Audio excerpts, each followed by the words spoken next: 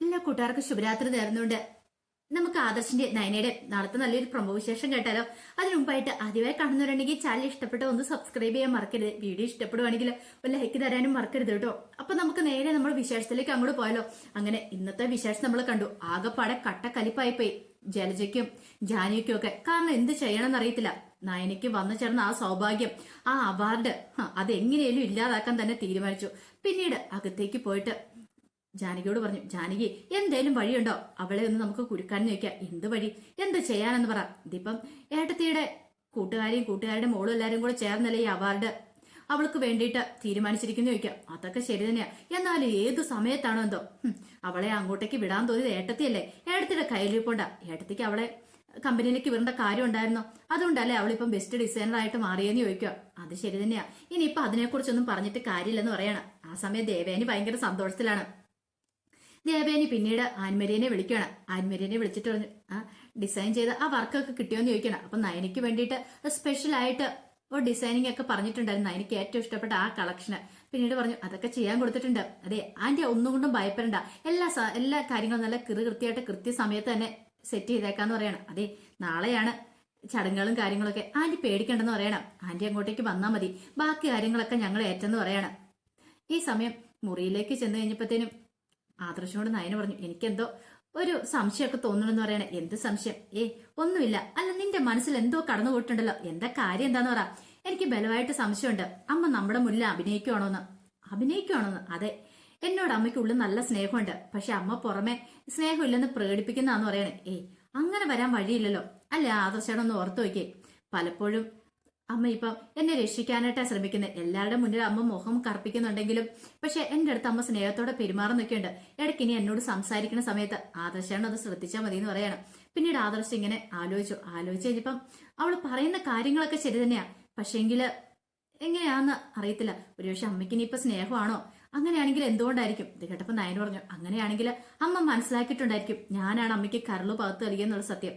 അങ്ങനെ വരുമോന്ന് ചോദിക്കാം. എനിക്ക് തോന്നുന്നത് അങ്ങനെയാന്ന് തോന്നുന്നേ ആദർശേട്ടാ. അല്ലാതെ ഒരു കാരണവശാലും അമ്മ എന്നോട് ഇത്രയ്ക്ക് സ്നേഹം കാണിക്കേണ്ട കാര്യമില്ല.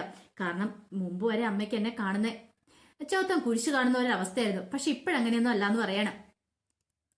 അതിനുശേഷം നയന പറഞ്ഞത്, ഞാൻ വീട്ടിലേക്കൊന്ന് വിളിച്ചു പറയട്ടെ, എനിക്ക് അവാർഡ് കിട്ടിയ കാര്യമൊക്കെ വിളിച്ചു പറയട്ടെ എന്ന് പറയണം. അങ്ങനെ നയന എന്ത് ചെയ്യുവാണ്, അവാർഡ് കിട്ടിയ കാര്യം വിളിച്ചു പറയാൻ കനകനെ വിളിക്കുകയാണ്. കനകനെ വിളിച്ച് സന്തോഷ വാർത്ത അറിയിക്കുക. ഇത് കേട്ട് കഴിഞ്ഞപ്പോഴത്തേനും കനക പറഞ്ഞു, എനിക്കിപ്പോ സന്തോഷമായി മോളെ.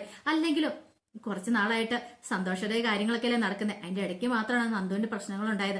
ഇനി ഒന്നും കുഴപ്പമില്ല. എന്റെ മോൾക്ക് നല്ലത് മാത്രമേ വരുള്ളൂ. നവ്യയുടെ ജീവിതം കൂടെ ഒന്ന് നന്നായി മതിയായിരുന്നു. അവൾക്കൂടെ ഒരു നല്ല ജീവിതം കിട്ടുമായിരുന്നെങ്കിൽ സമാധാനം ഉണ്ടായിരുന്നു പറയണേ. ഇത് കേട്ടതും നയന പറഞ്ഞു, എല്ലാം ശരിയാകുമേ, നമ്മൾ കാത്തിരുന്നാൽ മതി എന്ന് പറയണം. നവ്യച്ചിയുടെ കാര്യങ്ങളെല്ലാം ഓക്കെ ആവെന്ന് പറയണം. പിന്നീട് കോള് കട്ട് ചെയ്തിട്ട് നേരെ ഗോവിന്ദന്റെ ഇടയിലേക്ക് എന്നിട്ട് കനക നയനക്ക് കിട്ടിയ സൗഭാഗ്യത്തെ കുറിച്ചൊക്കെ പറയാണ്. ഇത് കേട്ട് കഴിഞ്ഞപ്പോൾ ഗോവിന്ദൻ പറഞ്ഞു, അല്ലെങ്കിലും അവളുടെ സ്വഭാവം നല്ലതാ.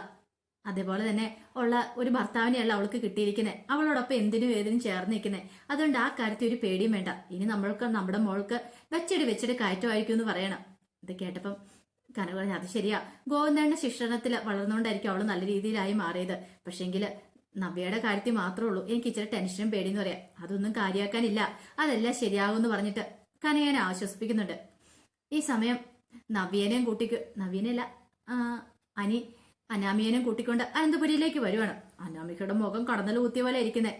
കാരണം വീട്ടിലുണ്ടായ സംഭവങ്ങളൊന്നും അത്ര പെട്ടെന്ന് പൊറുക്കാനും ക്ഷമിക്കാനും പറ്റുന്ന കാര്യമല്ലോ. അങ്ങനെ പോരുന്ന വഴിക്കാണെങ്കിൽ അനാമികയുടെ മുഖം ഇങ്ങനെ ഇരുണ്ടുകൂടി ഇരിക്കുകയാണ്. അനിയാണ് സംസാരിക്കാനും മൈൻഡ് ചെയ്യാനൊന്നും പോയില്ല. പിന്നീട് പറഞ്ഞു, എന്താ ചെയ്യാനാന്ന് പറ. ചില അവളുമാര് കാരണമാണെങ്കിൽ മനുഷ്യനൊരു സമാധാനം ഇല്ലാത്ത അവസ്ഥയാന്ന് പറയാണ്. ഇപ്പൊ തന്നെ കണ്ടില്ലേ എന്റെ അച്ഛനും അമ്മയ്ക്കും. ഇത് ഞാൻ അങ്ങനെ വെറുതെ വിടാനൊന്നും പോകുന്നില്ല. അവളുടെ വിചാരം അവൾ വലിയ SI ആവുന്നൊക്കെയാ. പക്ഷെ SI ആവാനൊന്നും പോകുന്നില്ല. അവൾക്കിട്ടുള്ള പണി എന്താണെങ്കിലും ഉറപ്പായിട്ട് ഞാൻ കൊടുത്തിട്ട് തന്നെ കാര്യമുള്ളെന്ന് പറയണം. ഇത് കേട്ടതും അനി പറഞ്ഞു, നീ കൊടുക്കാനായിട്ട് അങ്ങോട്ട് ചെന്നാ മതി. ഇപ്പൊ അവള് പണി മേടിക്കാനായിട്ട് അവിടെ ഇരിക്കുമല്ലേ. അതൊന്നും നടക്കുന്ന കാര്യമില്ല അനാമികയെ. നടക്കുന്ന കാര്യം വല്ലതും പറയാണ്. ഇത് കേട്ട് കഴിഞ്ഞപ്പോഴത്തേനും അനാമിക പറഞ്ഞു, എനിക്കറിയാടാ, അവൾക്ക് എന്തെങ്കിലും സംഭവിച്ചിട്ടുണ്ടെങ്കിൽ നിനക്ക് സഹിക്കോ? നിനക്ക് സഹിക്കില്ല എന്ന കാര്യം എനിക്ക് നന്നായിട്ട് അറിയാന്ന് പറയണം. പിന്നീട് അനാമിക അനിയും കൂടെ വീട്ടിലേക്ക് വരുവാണ്. അങ്ങനെ വന്നു കഴിയുമ്പോഴത്തേനും ജലജാൻ ജാനകിയും കൂടെ അങ്ങോട്ട് ചെന്നിട്ട് അനാമികയുടെ വിശേഷങ്ങളൊക്കെ തിരക്കുവാണ്. അച്ഛനും അമ്മയ്ക്ക് എങ്ങനെയുണ്ടെന്ന് ചോദിച്ചു പറഞ്ഞു, ദേഹം അനക്കാൻ പോലെ പേലാത്ത പരുവത്തിലാ അവള് ചെയ്തു വെച്ചിരിക്കുന്നൊക്കെ പറയണം. ഇത് കേട്ട് കഴിഞ്ഞപ്പോഴത്തേനും ജാനി ചോദിച്ചു, അല്ല മോളെ എന്നിട്ട് എന്നെ പോലീസ് കംപ്ലൈന്റ് ഒന്നും കൊടുത്തില്ലെന്ന് ചോദിക്കാം. കംപ്ലൈന്റ് കൊടുത്തിട്ടുണ്ടെങ്കിൽ മിക്കവാറും ചിലരൊക്കെ അകത്തു പോകുന്നു പറയണം. അതുകൊണ്ട് അച്ഛനാ പറഞ്ഞ കംപ്ലൈന്റ് ഒന്നും കൊടുക്കണ്ടെന്ന് പറഞ്ഞ്. എന്നാലും കംപ്ലൈന്റ് കൊടുക്കത്ത മോശമായി എന്നൊക്കെ ജലജ പറയാണ്. ഈ സമയം അനി എന്ത് ചെയ്തു? അനി ഒന്നും മിണ്ടാതെ അങ്ങോട്ടേക്ക് കയറി പോവാണ്. പിന്നീട് പറഞ്ഞു, ഒരു കാര്യം കൂടെ ഉണ്ട് മോളെ, അത്ര നല്ല സന്തോഷമുള്ള കാര്യമല്ല ഇവിടെ നടന്നിരിക്കുന്നു പറയാം. എന്താ അപ്പച്ചി, എന്താ കാര്യം എന്താന്ന് ചോദിക്കണം. അവളുണ്ടല്ലോ ആ നയന, അവൾക്ക് അവാർഡ് കിട്ടിയെന്ന് പറയണം. അവാർഡോ? എന്താ അവാർഡ്? ബെസ്റ്റ് ഡിസൈനർ ആ അവാർഡാ കിട്ടിയിരിക്കുന്ന. ഒരു സംഘടന കൊടുക്കുന്ന അവാർഡാ. ഏട്ടത്തിയുടെ ഫ്രണ്ടിന്റെ അവരുടെ എല്ലാരും കൂടി ചേർന്നുള്ള സംഘടനയാന്നൊക്കെ പറയണം.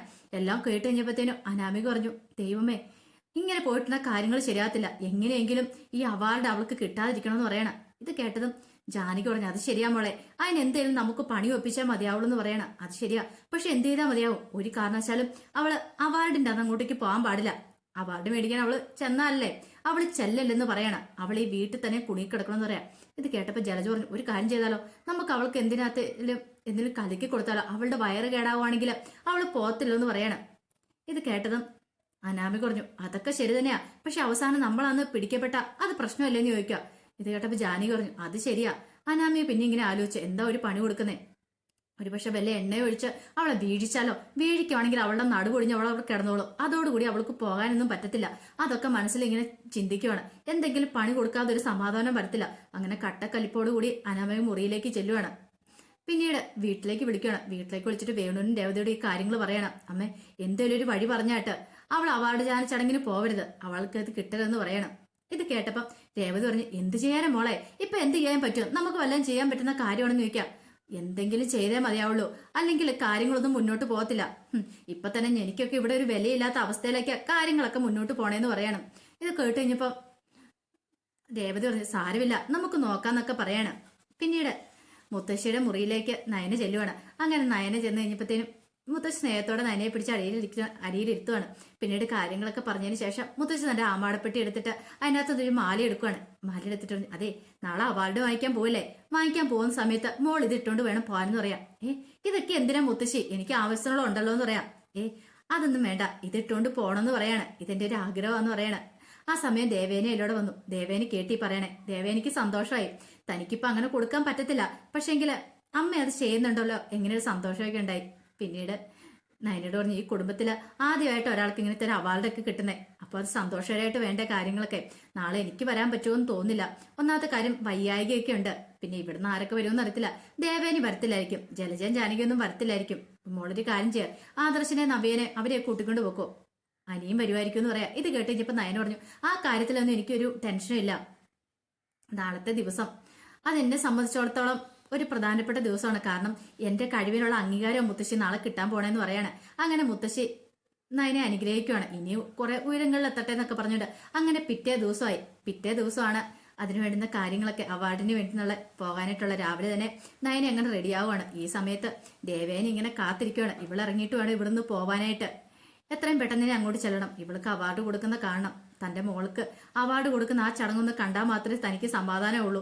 ഇവിടുന്ന് എന്തെങ്കിലും കള്ളത്തരം പറഞ്ഞു വേണം ഇറങ്ങാനായിട്ട്. ഈ സമയം അനാമികയൊക്കെ തക്കം പാർത്തിരിക്കുകയാണ്. എങ്ങനെ നയനയെ പറഞ്ഞു വിടാതിരിക്കാനായിട്ട് ശ്രമിക്കാം, എന്തെങ്കിലും തന്ത്രം ഒപ്പിച്ച് അവളെ ഒരു കാരണവശാലി ആ പരിപാടിക്ക് പറഞ്ഞു വിടല്ല എന്നൊക്കെ വിചാരിച്ചുകൊണ്ട് അനാമി ഇരിക്കുകയാണ്. അപ്പൊ അതിന്റെ വിശേഷങ്ങളൊക്കെയാ നാളെ കാണാൻ പോകുന്നത്. ഒരു കാര്യം ഉറപ്പാ, ഇനി അവൾമാർ എന്തൊക്കെ തന്ത്രങ്ങൾ പറ്റിയെന്ന് പറഞ്ഞാലും നാളെ അവാർഡ് ദാന ചടങ്ങിന് നയനെ അങ്ങോട്ടേക്ക് ചെല്ലും. നയന ചെന്ന് അവാർഡ് വാങ്ങണതിന് മുമ്പ് തന്നെ നയനെ സത്യങ്ങളൊക്കെ തിരിച്ചറിയും. ദേവേനയാണ് എന്റെ പിന്നില്. ദേവേനെ അങ്ങോട്ടേക്ക് വരികയും ചെയ്യും. അവര് തമ്മിൽ കാണുന്നൊക്കെയുണ്ട്. കണ്ടു കഴിഞ്ഞതിന് ശേഷം അവസാനം നയനയോട് ദേവേനെ സത്യങ്ങളൊക്കെ തുറന്നു പറയാണ്.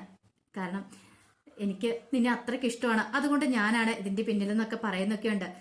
എനിക്ക് ജീവൻ തിരിയാതെ നീയാന്നുള്ള കാര്യം ഞാൻ അറിഞ്ഞു എന്നൊക്കെ പറഞ്ഞിട്ട് അവര് തന്നെ തമ്മിൽ കൈ ഓർക്കുവാണ്.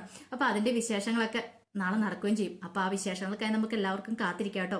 ഒരിക്കൽ കൂടി എല്ലാവർക്കും നല്ലൊരു രാത്രി ആശംസിച്ചുകൊണ്ട് നിർത്തുന്നു.